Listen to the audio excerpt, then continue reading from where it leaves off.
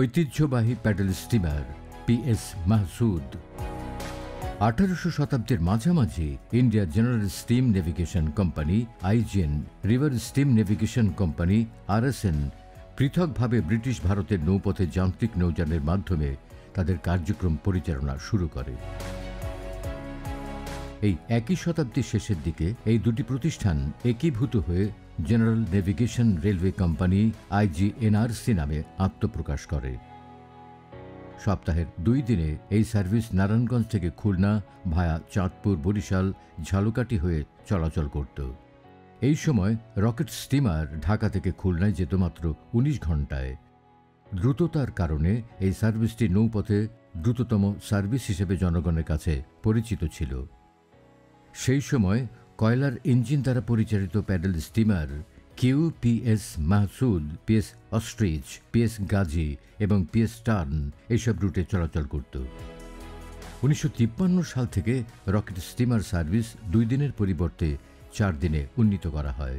স্বাধীনতা যুদ্ধের পর একটি সরকারি ও পরিত্যক্ত 9টি ব্যক্তি মালিকানাধীন কোম্পানির সম্পত্তি নিয়ে 1972 সালে রাষ্ট্রপতির 28 নম্বর আদেশ অনুযায়ী বিআইডব্লিউটিসি প্রতিষ্ঠা হয়। এ সময় সংস্থায় 608টি নৌযান ছিল, এর মধ্যে 20টি ছিল যাত্রীবাহী জাহাজ। শতাব্দীর ঐতিহ্যবাহী প্যাডেল স্টিমার পিএস মাহসুদ 1928 সালে কলকাতার গার্ডেন রিচ ওয়ার্কশপে নির্মিত হয়। 1983 সালে জাহাজটি বেলজিয়াম সরকারের আর্থিক ও কারিগরি সহায়তায় নারায়ণগঞ্জ ডিইডব্লিউ ওয়ার্কশপে স্টিম পদ্ধতি থেকে ডিজেলাইজেশন করা হয়। পরবর্তীতে জাহাজটিকে দ্রুতগতি সম্পন্ন করার লক্ষ্যে 1995 সালে নারায়ণগঞ্জের ডিইডব্লিউ ওয়ার্কশপ থেকে মেকানিক্যাল গিয়ার সিস্টেমে রূপান্তরিত করা হয়।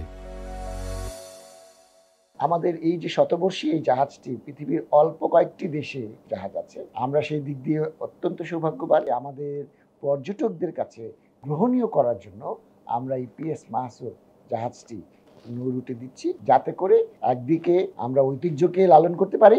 এই কার্যক্রমে আমি বিশেষভাবে উল্লেখ করতে চাই আমাদের মাননীয় উপদেষ্টা, নৌ পরিবহন মন্ত্রণালয় এবং শ্রম কল্যাণ মন্ত্রণালয়, ব্রিগেডিয়ার শাখাওয়াত স্যার, যার একান্ত ইচ্ছা এবং যার নির্দেশনায় আমরা এই জাহাজটিকে সচল করতে সক্ষম হয়েছি। পিএস মাহসুদের গতিবেগ ঘন্টায় 10 নটিক্যাল মাইল, যাত্রী ধারণ ক্ষমতা 850 জন। জাহাজটি শীতাতপ নিয়ন্ত্রিত। পিএস মাহসুদ পরিবহন করতে পারে 103 টন মালামাল। এর ড্রাফট 8.2 মিটার, দৈর্ঘ্য 235 ফুট, প্রস্থ 30 ফুট।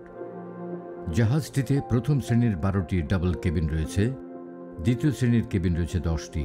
জাহাজটিতে প্রথম শ্রেণীতে রয়েছে লাউঞ্জ, যেখানে একসাথে প্রায় শতাধিক মানুষ সেমিনার করতে ও খাবার সম্পন্ন করতে পারবেন। দ্বিতীয় শ্রেণীতেও রয়েছে কেবিন ও লাউঞ্জ, যেখানে একসাথে অর্ধশতাধিক যাত্রী মিটিং ও খাবার সম্পন্ন করতে পারবেন। আপার ডেকে রয়েছে ওপেন লাউঞ্জ, যেখান থেকে চেয়ারে বসে এবং রেলিং ধরে নদী প্রকৃতির সৌন্দর্য উপভোগ করা যাবে। এখানে রয়েছে নামাজের স্থান। জাহাজে রয়েছে উন্নতমানের ঐতিহ্যবাহী ক্যাটারিং সার্ভিস। বিআইডব্লিউটিসির অভিজ্ঞতা সম্পন্ন প্রশিক্ষিত বাটলার ও স্টুয়ার্ডগণ এখান থেকে খাদ্য সরবরাহ ও পরিবেশন করে থাকেন। হেরিটেজ কর্নার ও জুস বারে সংরক্ষিত রয়েছে পিএস মাহসুদের 100 বছরের ভ্রমণের ইতিহাস ও ঐতিহ্য। অবিভক্ত বাংলার সময়কাল থেকে বর্তমান সময় পর্যন্ত ভ্রমণ করেছেন বিশ্ববরেণ্য ব্যক্তিবর্গ। এ সকল ব্যক্তিবর্গের অভিজ্ঞতার ঐতিহাসিক স্মারক গ্রন্থ রয়েছে, যেখানে তাদের স্বহস্তে লিখিত ভ্রমণ অভিজ্ঞতার দলিল রয়েছে।